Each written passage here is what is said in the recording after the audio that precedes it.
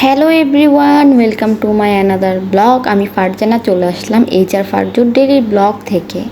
আজকে কি করব, বাসায় আমরা সারাদিন মা ছেলে মিলে কি রান্না করলাম না করলাম এইগুলো আজকে তোমাদের সাথে শেয়ার করবো। আর হ্যাঁ, কিছু খারাপ মানুষের কথা বলবো, মানে বাজে মানুষ যারা বাজে বাজে কমেন্ট করেন তাদের উদ্দেশ্যে কিছু কথা বলবো আজকে। কারো কাছে হয়তো ব্লগটা ভালো লাগবে, কারো কাছে ভালো নাই লাগতে পারে, এটাই স্বাভাবিক। আমার কাছেও অনেকের ব্লগ ভালো লাগে না, আমি তাদের দেখি না, কিন্তু এই না তাদের আমি বাজে কমেন্ট করি।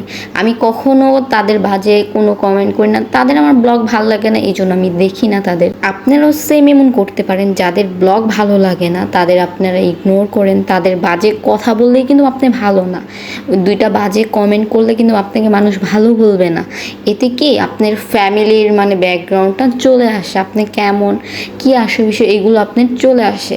তাই নিজে কি করছেন সেটা দেখেন, অন্যজনের পিছে না লেগে তার পিছে সময়, আমি মনে করি সময়টা নষ্ট না করে আপনি নিজের কাজে সময়টা ব্যয় করেন।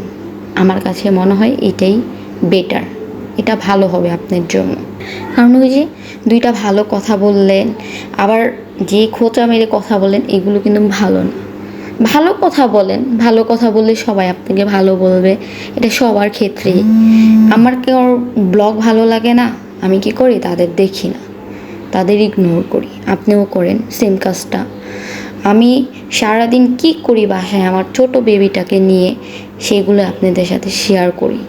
সময় কাটানোর জন্য শখের বিষয় করি, এই থেকে আমি ইনকাম করব ওই মেন্টালিটি নিয়ে কিন্তু ব্লগ করি না, ঠিক আছে? আমি সময় কাটানোর জন্যই ব্লগটা করি। এই যে যারা এসে বলেন ভিউ ব্যবসা করেন এটা সেটা, এইগুলো কমেন না, এইগুলো বাদ দিয়ে আপনিও কিছু করেন, ভালো কাজ করেন, ভালো কাজে সময় ব্যয় করেন।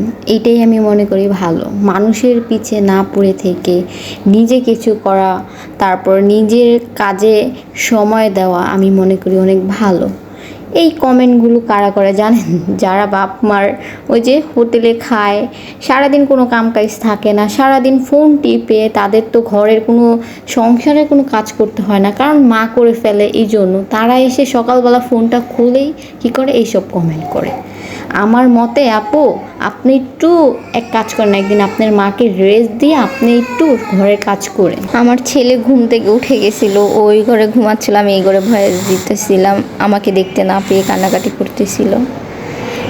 যাই হোক, আপনি একা হাতে একদিন সংসার সামলালে বুঝতে পারবেন, একটা বাচ্চা, তারপর রান্না বাড়া, সকালে উঠেই আপনি চিন্তা করতে হবে আমার হাজব্যান্ড কী নাস্তা করবে, আমার সন্তান কী নাস্তা করবে, এগুলো চিন্তা করতে হবে আপু, বুঝছেন? এই যে রান্না করতেছিলাম, আবার সংসারের কাজও করতেছিলাম, ঘরও গুছাচ্ছিলাম, আবার ছেলে পটি করছে সেটাও ক্লিন করে যে আবার মানে রান্না বাড়ায় চলে আসলাম। যাই হোক, আপনাদের কথা বলে শেষ হবে না। আমি আজকে কি রান্না করলাম সেটাই তো বলা হলো না এত কথার মাঝে। আজকে আমি আলু ভর্তা, তারপর হচ্ছে ডাল, ইলিশ মাছ ভাজা, ভাত। আজকে বাঙালিয়ানা খাবার খাবো আমরা শর্টকাটে, যেহেতু রিহানের শরীরটা ভালো না, রিহান অনেক কান্নাকাটি, মানে অনেক আজকে জ্বালাইতেছিল এই জন্য।